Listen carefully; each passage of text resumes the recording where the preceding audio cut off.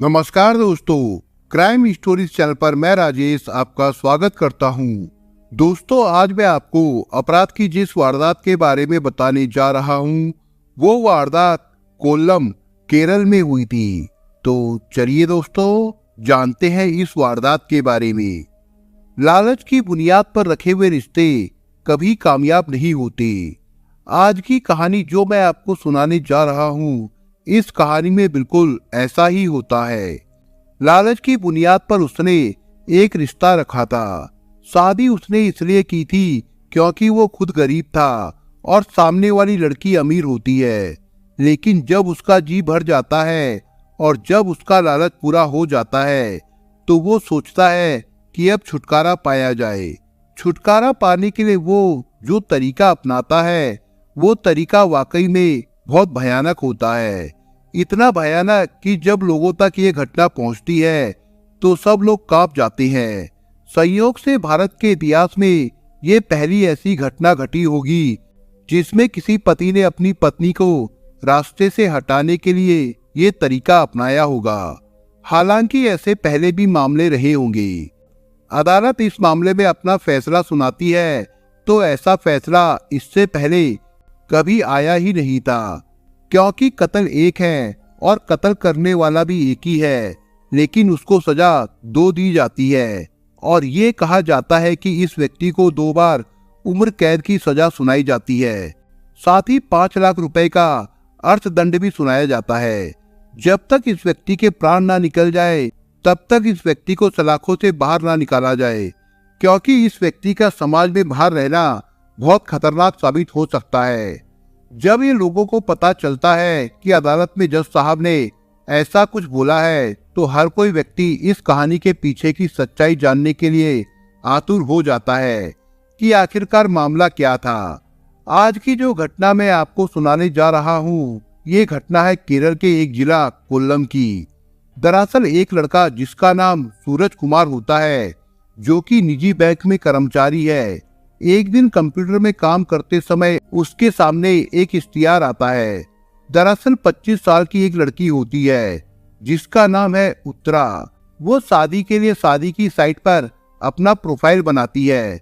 वो खुद भी शादी करना चाहता था, लेकिन जब उसकी फैमिली का बैकग्राउंड चेक करता है तो पता चला कि उस लड़की के पिता रबर के कारोबारी है। माँ एक इंटर कॉलेज में प्रिंसिपल थी और रिटायर हो चुकी है। अच्छी खासी संपत्ति है। घर में शायद इसके अलावा कोई और है भी नहीं।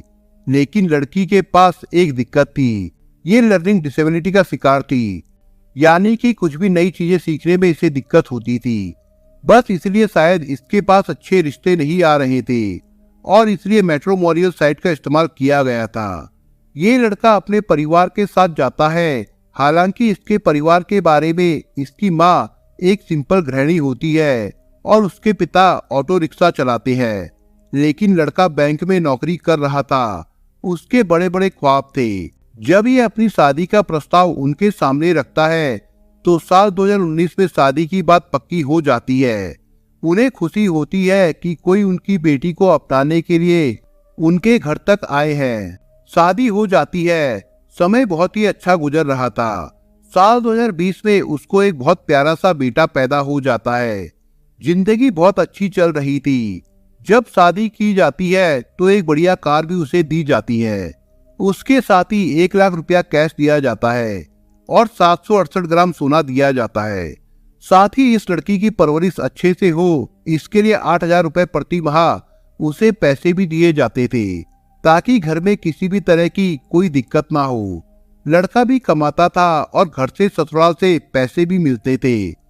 इसी वजह से ये घर बिल्कुल अच्छी तरह से चल रहा था। उसने उत्तरा का बहुत बड़ा इंश्योरेंस भी कराया था, ताकि भविष्य में परिवार के किसी भी सदस्य को दिक्कत आए तो इंश्योरेंस की बहुत अच्छी खासी रकम मिल सके।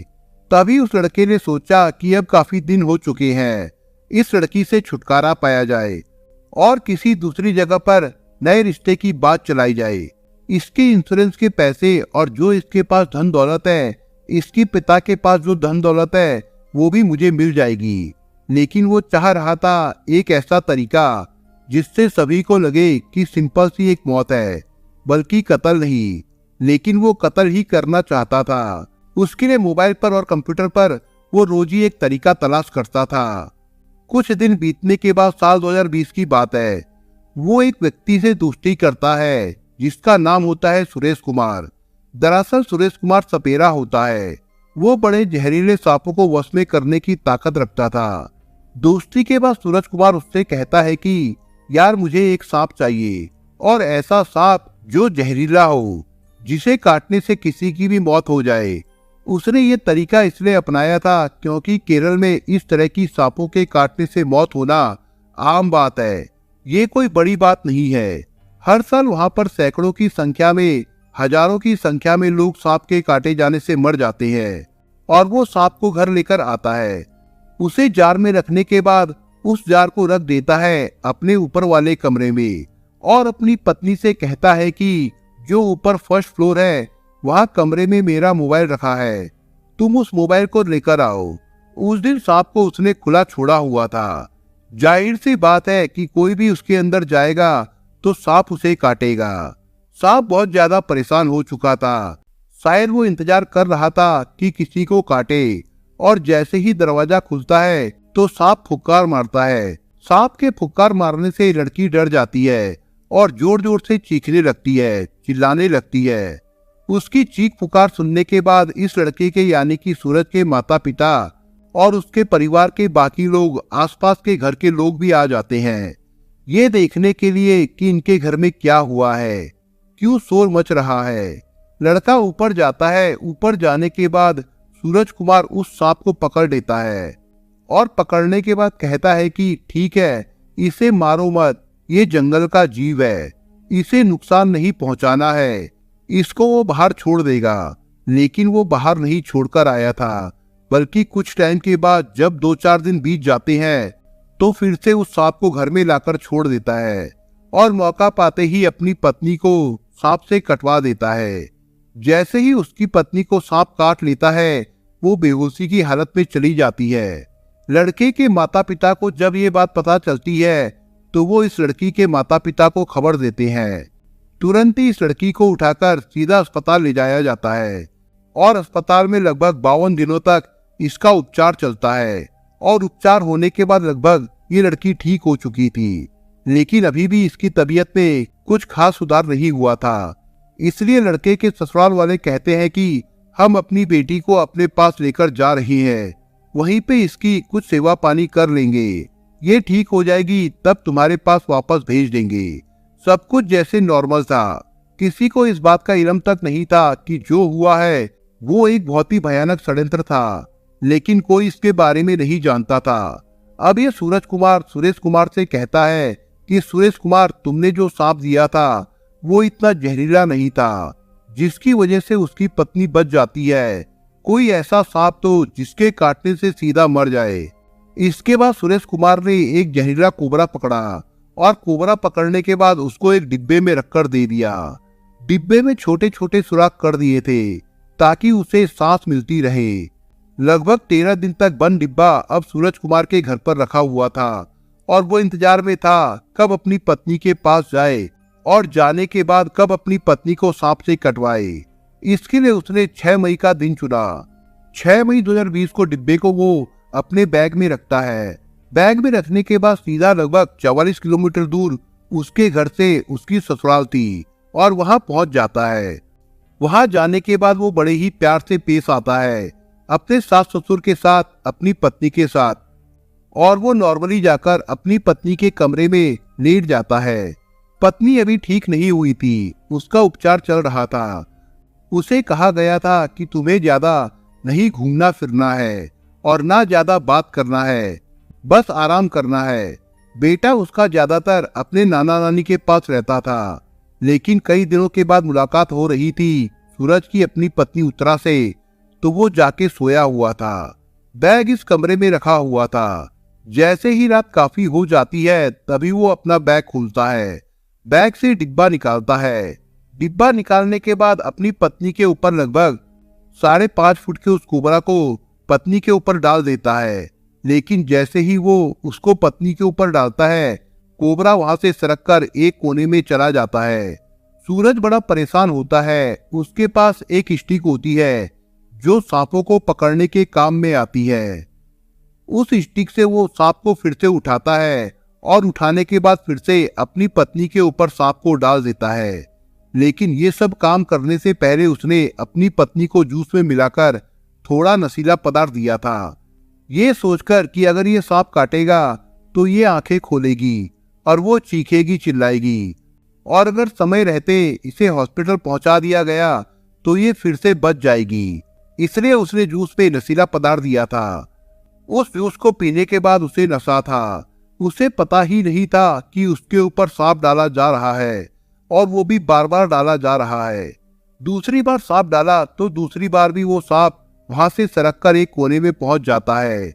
लेकिन एक बार फिर से वो उसे पकड़ता है उस छड़ी के माध्यम से, और पकड़ने के बाद फिर से अपनी पत्नी के पास लेकर जाता है। 3 बार उसने ऐसा किया मगर वो कामयाब नहीं हुआ।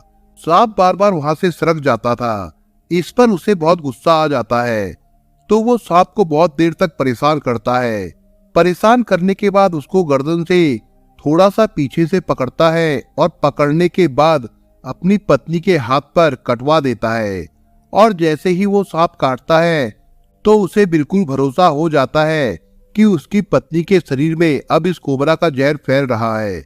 धीरे धीरे उस सांप को वापस अपने डिब्बे में रखता है और डिब्बे को अपने बैग में रखता है और आराम से फिर सो जाता है। अब दिन निकलता है, लेकिन 7 मई 2020 की सुबह जब इस कमरे में से कोई उठता नहीं है, कोई आहट नहीं आई, तब इस लड़की के माता और पिता दोनों दरवाजा खुलवाते हैं। उसके पति को आवाज लगाते हैं, कहते हैं कि क्या बात है, तुम उठ क्यों नहीं रहे। और जैसे अंदर जाकर देखते हैं तो जो उसकी बेटी है वो बेसुध हालत में थी। उत्तरा को इस हालत में देखने के बाद वो कहते हैं कि तुमने देखा नहीं इसकी हालत कितनी खराब हो रही है, तुमने हमें जगाया क्यों नहीं। उसने कहा कि मुझे नहीं पता था, मैंने सोचा कि शायद ये आराम कर रही है, इसलिए मैंने किसी को डिस्टर्ब करना उचित नहीं समझा। तुरंत ही उस लड़की उत्तरा को हॉस्पिटल लेकर जाते हैं। हॉस्पिटल जाने के बाद उसे उपचार के लिए भर्ती कराते हैं। डॉक्टर जब उसका उपचार कर रहे थे तो डॉक्टर देखते हैं कि ये तो मर चुकी है, सांप के काटने से इसकी मौत हुई है। साथ ही अब पोस्टमार्टम होता है। पोस्टमार्टम से पता चलता है कि सांप के साथ साथ दूसरा कारण ये था कि कोई नशीला पदार्थ उसको दिया गया था सांप के काटने से पहले, इसी की वजह से इसकी मौत हुई है।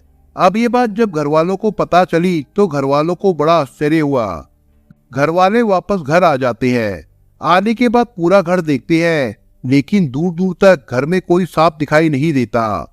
जब सांप दिखाई नहीं देता तो लड़की के माता और पिता को कुछ शक होता है। वो सोच रहे थे कि अभी तक तो सब कुछ ठीक था, सांप कहीं से ऐसे ही आ नहीं सकता, दरवाजे पूरी तरह से बंद है और यहाँ से सांप जा भी नहीं सकता, तो आखिरकार बात क्या है। वो पुलिस स्टेशन जाते हैं और पुलिस थाने जाने के बाद कहते हैं कि हमारी बेटी की सामान्य मौत नहीं है, बल्कि कुछ ना कुछ इसके साथ हादसा जरूर हुआ है, आप इस मामले की जांच करिए। शुरुआत में पुलिस इस मामले को गंभीरता से इसलिए नहीं ले रही थी क्योंकि केरल में इस तरह के मामले होना एक आम बात थी। लेकिन पुलिस को जब इस मामले के लिए उच्च अधिकारियों के फोन आते हैं और पुलिस जब सक्रिय होती है तो इस मामले की जांच पड़ताल करना शुरू कर देती है। 75 दिन लग जाते हैं पुलिस को, और इन 75 दिनों में लगभग 1000 पन्नों की चार्जशीट तैयार की जाती है, ये पता करने के लिए कि आखिर ये मामला क्या है।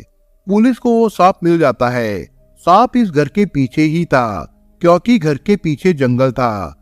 जब वहां डॉग स्क्वाड की मदद ली गई तो सांप मिल जाता है, उसे अलग मारा गया था। जब सांप इस घर से निकला ही नहीं, सांप आया ही नहीं, तो सांप घर के पीछे कैसे पहुंच गया। उसको ले जाकर उसका भी पोस्टमार्टम कराया जाता है। उसका डीएनए जब कराया जाता है तो उससे पता चलता है कि उसके डीएनए की रिपोर्ट इस महिला के डीएनए की रिपोर्ट से मैच कर जाती है। तो ये बात क्लियर हो जाती है कि इसी सांप के काटने की वजह से उत्तरा की मौत हुई थी।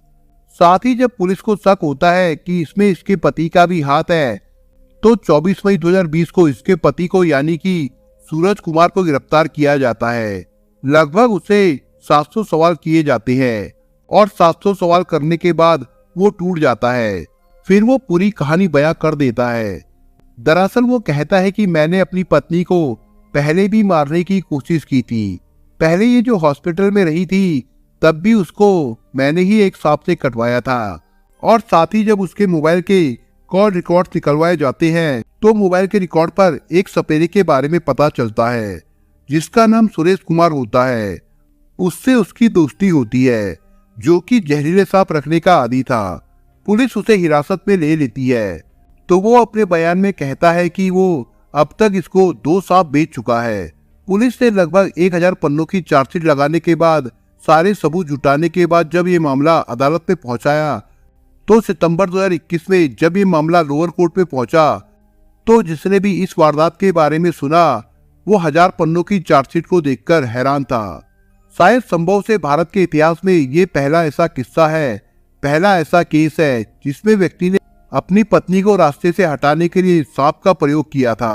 वो भी एक बार नहीं 2 बार, और दूसरी बार में भी जब वो 3 बार फेल हो जाता है तब उसका सर पकड़कर अपनी पत्नी को जानबूझकर वो कटाने की कोशिश करता है। ये सामान्य नहीं हो सकता, ये तो बहुत ही जीनियस क्राइम है। इसलिए इस व्यक्ति को एक बार नहीं बल्कि 2 बार आजीवन कारावास की सजा सुनाई जाती है। तब तक ये सलाखों के पीछे रहेगा जब तक इस व्यक्ति के प्राण नहीं निकल जाते। साथ ही इसे 5 लाख रुपए के जुर्माने की सजा भी सुनाई जाती है।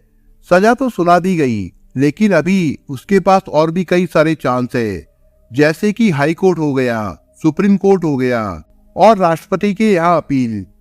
दोस्तों, आप अगर चैनल पर नए हो तो आप चैनल को सब्सक्राइब करने के साथ कमेंट बॉक्स में इस कहानी के बारे में अपने विचार जरूर लिखिएगा।